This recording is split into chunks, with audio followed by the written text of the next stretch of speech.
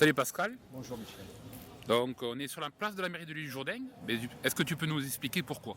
Alors, nous sommes ici sur la place centrale de la mairie, parce que derrière nous, enfin derrière moi, il y a la fameuse maison prolongée que tous les Lillois connaissent.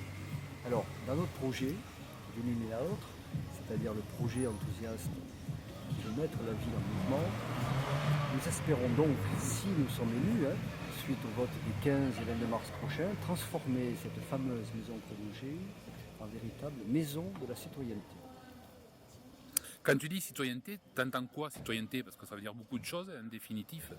Oui, finalement, c'est effectivement dans l'esprit des gens aujourd'hui un mot valise et on peut mettre ce qu'on veut derrière. Alors, d'où part cette proposition de maison de la citoyenneté? Pour nous, l'intérêt général n'est pas quelque chose de connu a priori. Il doit s'élaborer par et pour les citoyens.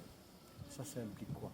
Que les citoyens doivent être informés, doivent pouvoir se réunir, participer lors des décisions qui sont prises dès les phases amont des projets, doivent pouvoir ensuite contrôler et évaluer les décisions qui sont prises. Donc ça veut dire que tu es en train de me dire que là, tu veux faire participer les habitants de la ville de l'Île-Jourdain aux décisions que prendrait la mairie. Ah oui, je vais plus loin que ça, Michel. Je vais même leur demander de venir travailler pour qu'ils élaborent ensemble les projets qui concernent leur ville. C'est-à-dire qu'il va y avoir des savoirs et connaissances, comme on dit, qui au sein de la maison de citoyenneté prendront la forme d'universités populaires avec de retransmissions en conférence.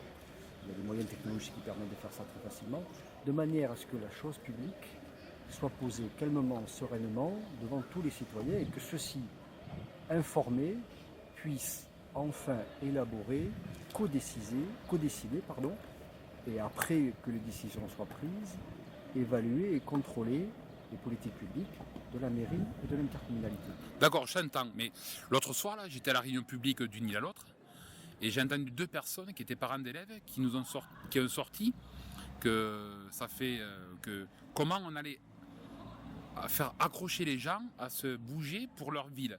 Parce que c'est la grande problématique, c'est que ça fait longtemps qu'on fait tout pour pas que tu t'impliques. Oui. Comment entends-tu cela, toi? Alors, la citoyenneté, c'est effectivement pas simple.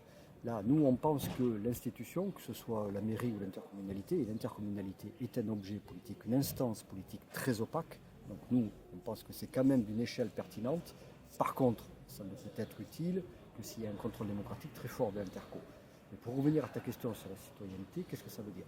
La chose publique, c'est ça que veut dire République, doit être posée sur la table le plus ouvertement possible, de manière à ce que l'intérêt général soit élaboré par les concernés et non pas par des équipes qui peuvent très bien faire le boulot, comme on dit, mais par contre, pour capter l'expression populaire, il faut un lieu, un temps, c'est pour ça qu'on parle de démocratie permanente, il faut un lieu et un temps qui permettent à tout le monde, après être informé, de pouvoir décider en pleine conscience quelles sont les mesures concrètes de l'intérêt général.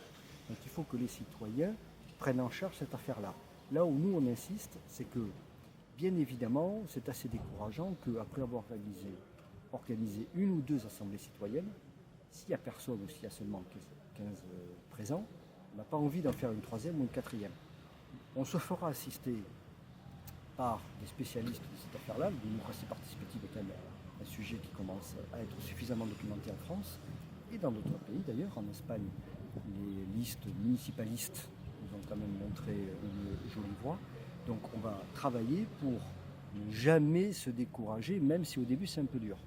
Au bout de plusieurs années, quand les habitudes seront prises, il est évident que les projets, dès les phases amont, pourront être posés sur la table par les citoyens et donc discutés. D'accord, ok, bon, j'entends ce que tu dis.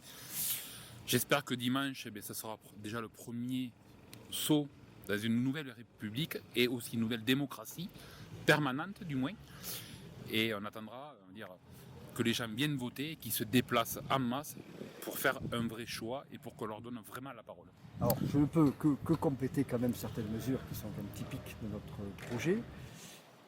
Le maire ne siégera pas durant 6 ans.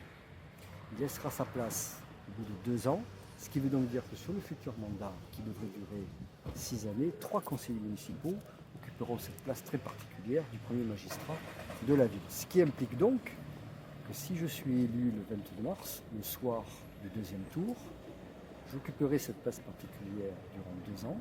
Ça sera donc une femme, en l'occurrence Véronique Ojnival, qui occupera la place de premier magistrat de la ville.